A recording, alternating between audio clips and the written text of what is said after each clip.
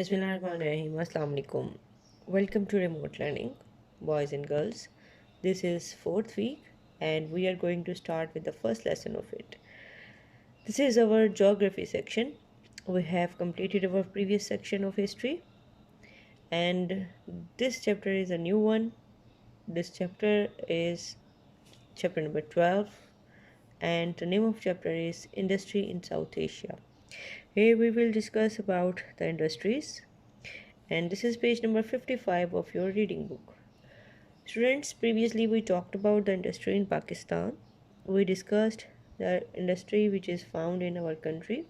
That is, we have the cotton industry, textile industry, and similarly, smaller cottage industries are here in Pakistan, like that of uh, household items, jewelries, and some stones which are uh, usually used in those jewelries.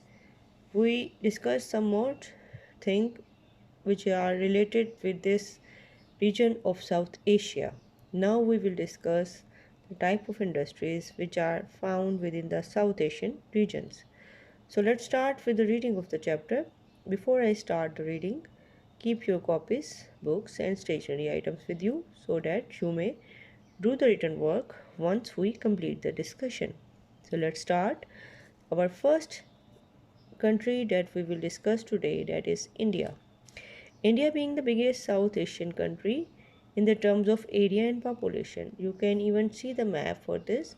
It is very large according to the area, and it has a huge number of people living inside it. So that's why it has a large economy and strong industrial base.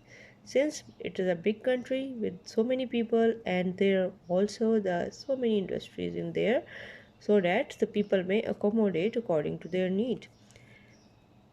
India produces for the local consumption and can export a variety of textile, engineering goods, electronic appliances, chemicals, and jewelry. So, even in our chapter from the history section, in our Southeast Asian discussions in our previous chapters, we discussed that India was the source of attraction for its jewelry and spices for many years. In history, we can see that people, when India was under the rule of British, the people from around the globe, they come here for the trade of spice and jewelry because it was the main attraction at that time. So even now in India, the people come around from the other countries and they trade here for the jewelry, spices, and nowadays, since the things are more for trading purposes, so they offer the engineering goods, the electronic appliances, and chemicals as well, along with the jewelry and spices. India has also progressed rapidly in the field of computer technology. This is very obvious nowadays. Many software houses are there which are sending their products throughout the globe, throughout the world, and they are famous for it. Bangalore is the center of computer and information technology. Very, very important city of Bangalore is famous for its software houses, its softwares, and they are sent and exchanged throughout the world.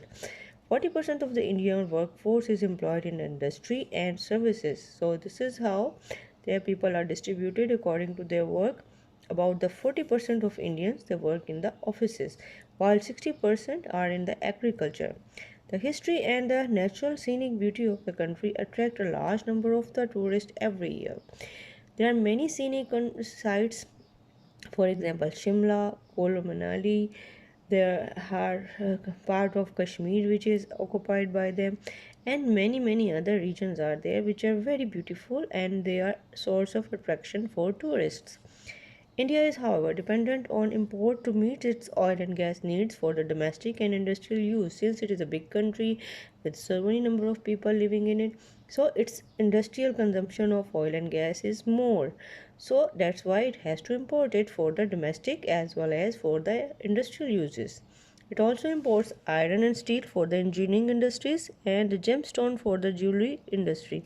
Since jewelry industry is very famous, so gems are usually imported from the other countries. And in the same way, the iron and steel is not found everywhere within the Indian region, so that's why it is also imported from the other countries. So this was how the industry of different type is found within the India. Now we will talk about another South Asian country, that is Bhutan. Bhutan is of smallest South Asian nations in the term of economy. It is area wise it is also very small, but its economy is also very small. It's self sufficient in the agriculture output. The agriculture, whatever it is, it fulfills the need of its people. The industry is based mainly on the export of the elect- timber, calcium carbide, and cement. So this is the important industry within Bhutan, that is cement industry, carbide, calcium carbide industry, timber mean wood, and then exports of electricity. Import mainly consists of fuel and machinery. So since it is also a developing country, its main import will be machinery as well as the fuel for the industrial purposes. The natural scenic beauty of Bhutan invites the visitors, but ruler in an effort to preserve the local culture and values, has discouraged tourism and unsuitable television programs.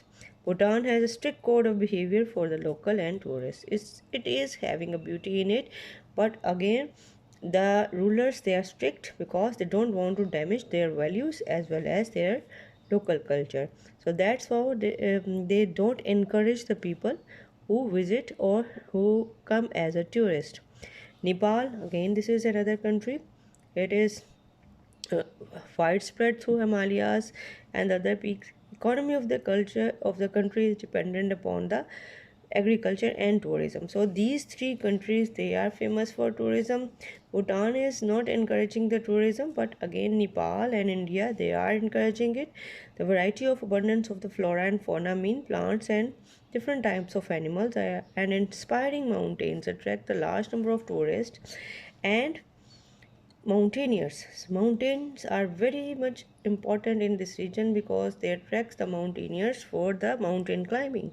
The lower regions, the south, are known as the Tarai, and this is where most of the agriculture take place. Since it is the mountainous region, the agriculture is mainly done in the relatively flatter areas which are called as Tarai. So that was about the three countries, India, Bhutan and Nepal, and we discussed that tourism is the main